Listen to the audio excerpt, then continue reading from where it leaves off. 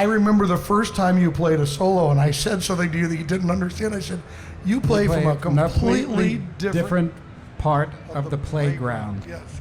I said he remembers it. Of course, because it was a great quote that I use when I describe other people. Really? Yeah. But you know what I meant, right? Oh, yeah. I loved it. Do you dream about the guitar?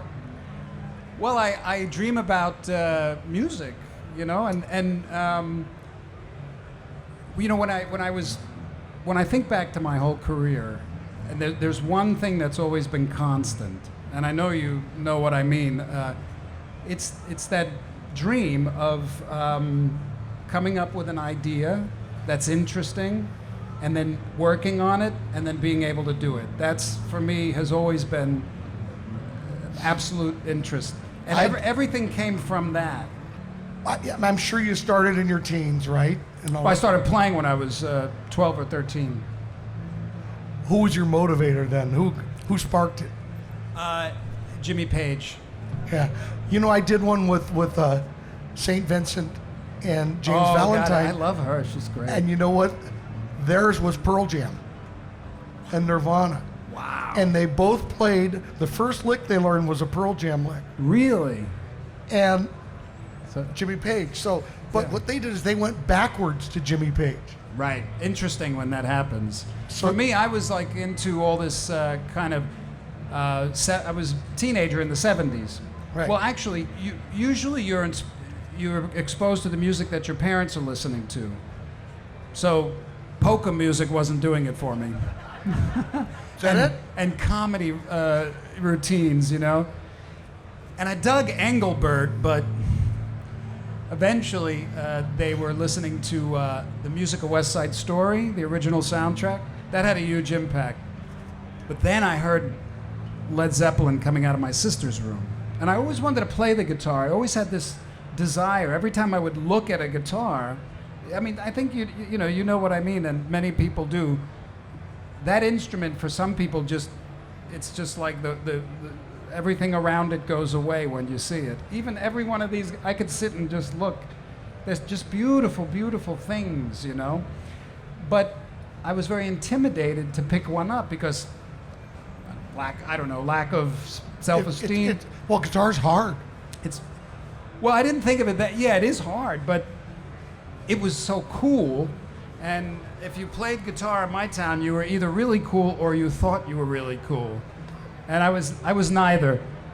But then when I heard somebody just played it a minute ago, and that solo and Heartbreaker. Yeah. I was 12 years old or whatever. That was it. I said, forget it. I don't care what anybody thinks. I'm playing the guitar. So I got one, and it was just everything changed for me then. So if you look at it in terms of building blocks, you had Jimmy Page in there. Yeah. Hendrix? Of course, yeah. Then I started to get exposed. Well, the first real guitar player I ever really got turned on to that I met was Satriani. Really? Well, yeah, because he grew up in my town. He was about 4 or 5 years older than me, and he was teaching. So a friend of mine, a couple of houses down, John Sergio, was taking lessons from Satch. And he could play. He could play like Aqualung or something like that, which was... The flute parts. Oh my God, he could play, So he gave me Joe's number, and I started taking lessons. And that's really much how I really developed my skill. Because Joe was always great. And then all the other... Then Queen, and for me it was like Jimmy Page, Jimi Hendrix, Brian May, Ritchie Blackmore. And then I got into like Al Di Meola, Carlos Santana, and then a lot of the jazz guys, Lenny Barreau. When I discovered Lenny's music, I was like, whoa, Joe Pass. So it's evolved, Eventually you played enough of those guys, you came out of that. Yeah. When did you feel like you had a voice or were playing from the other side of the playground? Well, I remember when I was young and I was listening to all these great artists, I felt that there's no way I'm ever going to be able to do that. Like I would listen to great blues players, and it'd be like, or jazz, and I liked the styles, but I always felt I kind of never felt good enough to be able to even approach playing that stuff effectively. So, but what I did do that I really enjoyed was I would look for something that was within my capability and that was different and interesting, because whenever I would do something that I didn't hear or didn't sound necessarily genre specific, it would be like, wow, this is cool. So what I didn't know I was doing was I was building my own style, because I would look for peculiar, weird things. And the thing is, I didn't have any expectations, and I didn't even plan on ever telling anybody I played the guitar, so I didn't have anybody to...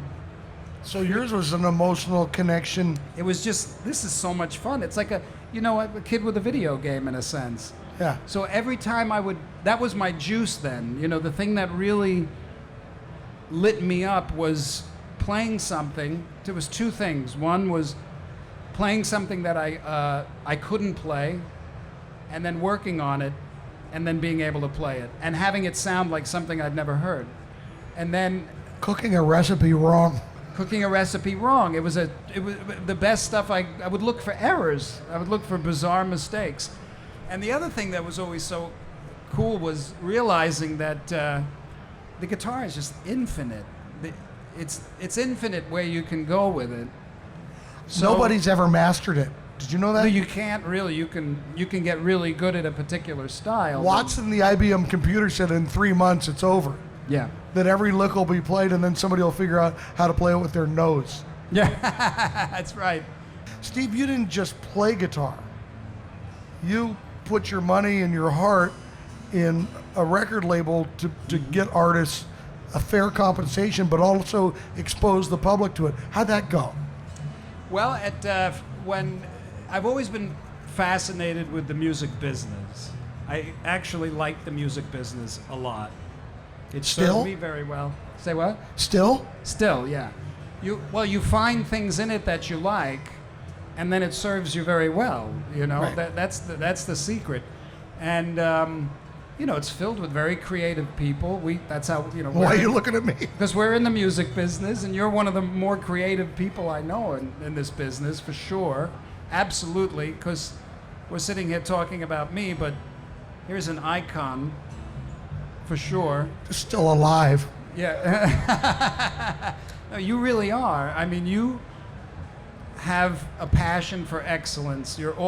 Sterling has always been excited about expanding the horizons of what's possible with the instrument. It's true, and that's what you look for. That's what we all look for in artists, in manufacturers.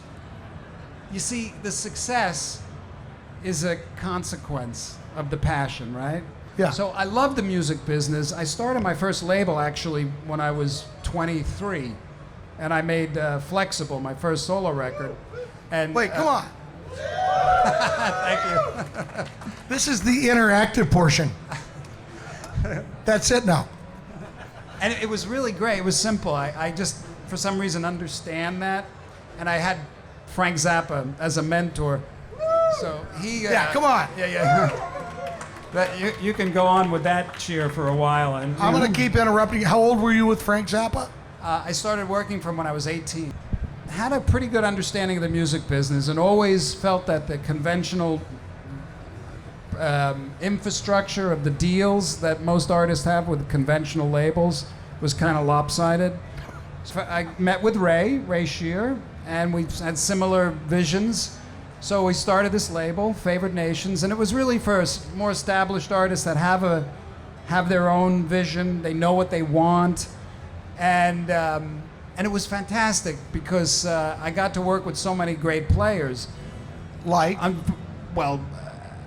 Albert Lee, John Petrucci, Johnny Larry A? Carlton, Johnny A. That I learned Johnny A from them. Yeah. What great He's fat fantastic. tone. Yeah, amazing. So many amazing. I can go on. Check out the list. But unfortunately, the day we opened our doors, the record business started its plunge. But we still were able to survive and stick it out. And get that music out there. And the deal was set up so that artists could actually sell relatively not a tremendous amount of records, but still make enough to kind of. So then the record companies, the record business kind of plummeted, but we still were able to keep it going, and it's still going. And as a matter of fact, I've laid off for the last several years because I've been focusing more on my music career. And but now, it's interesting you asked. I found somebody, Jim Snowden, experienced music business guy, has shown a tremendous amount of interest in coming in and kind of resurrecting it. So we're actually doing that now. Let me tell you what. It will be the home for all great guitar players. Was that like going to school, playing for Zappa? Oh my God. There's no way to quantify that experience. I mean, I was so into Frank's music, and he offered a forum for you to do something extraordinary. And the cool thing, the amazing thing about Frank was he was able to kind of see your potential even better than you were, in a sense. And he inspired it out of you. You always wanted to make him laugh. Was he tough? No, not. You know, people think that Frank was tough. He expected your best, and if your best was in a field that he could incorporate into his music, it was easy. So for me, I love doing all that complicated kind of runs and stuff that he would write that never belonged on the guitar. I really enjoyed it. Like, he did a thing once where he told a story for like 8 minutes, and I heard it and I said, I can transcribe that and double it on the guitar. And it just made him laugh hysterically when I played it. So this was his, it was easy for me. The hard thing was just learning how to get my sea legs together on tour and being a professional. Because I was just 18 years old. You don't know much. And just being in his presence and watching the way he worked and how excited he was about his ideas. The things that I learned from Frank most importantly were, if you want to do something, you just do it.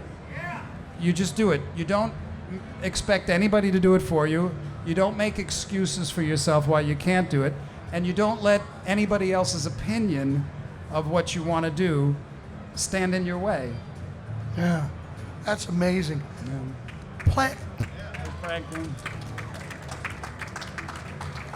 And you can do that too, and many of you are. The worse the guitar player, and where they think they're great, is always watching how they approach playing with another guitar player. Yeah. And what I notice with truly great guitar players is how much they understand and respect and love the other player and want to do whatever they can to make that person be presented the best. And you could be the best in the world at that. Yeah. When I first moved to California, my chops weren't that great, really. My tone wasn't good. Steve Lukather was a king. And I had a cassette of a gig he did at the Baked Potato. And I listened to that over and over and over and over again, because he would do these solos, these long, gorgeous guitar solos, and they would build and build and build and then just climax. And I'm like, that was huge, because nobody else was doing that. In that, most solos you heard were like 8 bars, done, 8 bars. But this was just this open, inspired, totally inspired. And so that had a big impact on me, Steve. How about John Petrucci?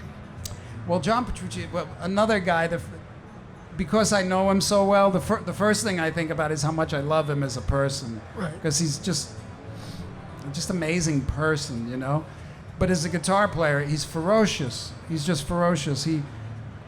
All the elements came together in the style of music that he plays, and in that style, he's just a giant. And I keep hearing him move his bar. That's really the sign of a greatness. When you continue to move your bar up a little bit, your bar, not anybody else's, because you can't do that. You can only move your bar, and that's beautiful to see him do that. So G3, you and Satch started that?